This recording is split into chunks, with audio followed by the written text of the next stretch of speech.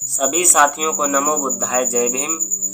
आज हम Auraiya star channel के माध्यम से तथागत भगवान बुद्ध के कुल के बारे में जन्म से प्रवज्ञा तक की बातों पर चर्चा करेंगे। आइए हम जानते हैं। नंबर 1, अतीत में देखने पर हमें ज्ञात होता है कि ईसा पूर्व 6वीं शताब्दी में उत्तर भारत कोई समूचा प्रभुता संपन्न राज्य नहीं था। नंबर 2, देश अनेक छोटे बड़े राज्यों में बटा हुआ था।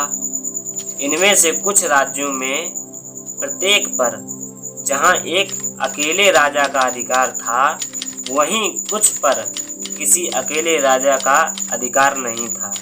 नंबर 3, जो राज्य राजाओं के अधीन थे उनकी कुल संख्या 16 थी।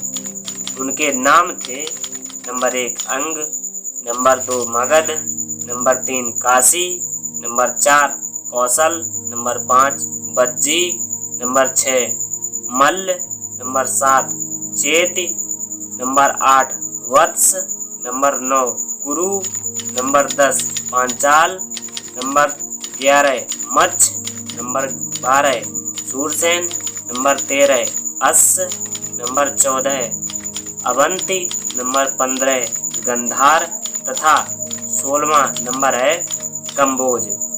नंबर 4 में आते हैं। जिन राज्यों में किसी एक राजा का आधिपत्य नहीं था वे थे कपिलवस्तु के शाक्य, पावा तथा कुशीनारा के मल्ल, वैशाली के लिच्छवी, मिथिला के विदेह, रामगाम के कोलिये, अलकप के बुली, केशपुत्र के कालाम, रेशपुत्र के कलिंग, पिपलीवन के मौर्य तथा भग यानी भर्ग जिनकी राजधानी सिंसुमारगिरी थी।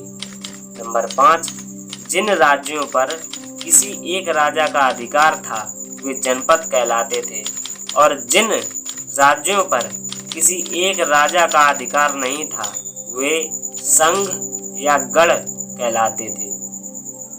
नंबर 6, कपिलवस्तु के शाक्यों की राज्य व्यवस्था के बारे में अधिक जानकारी प्राप्त नहीं है कि वहाँ गणतंत्र था अथवा कुछ लोगों का कुलतंत्र था।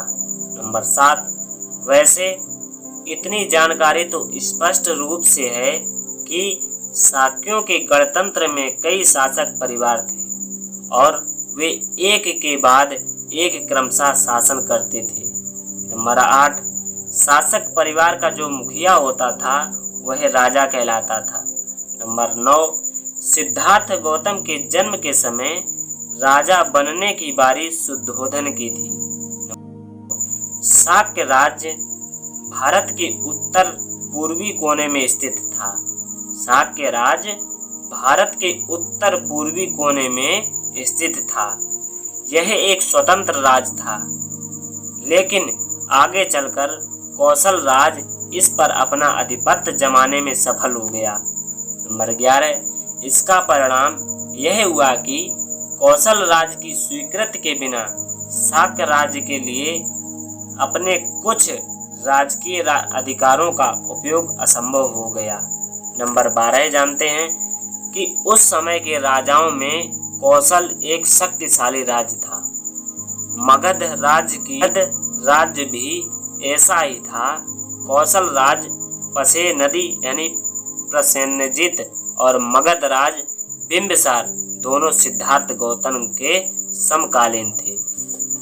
सभी धम्म बंधुओं को नमो बुद्धाय जय भीम। बने रहिए हमारे YouTube चैनल औरैया स्टार के साथ।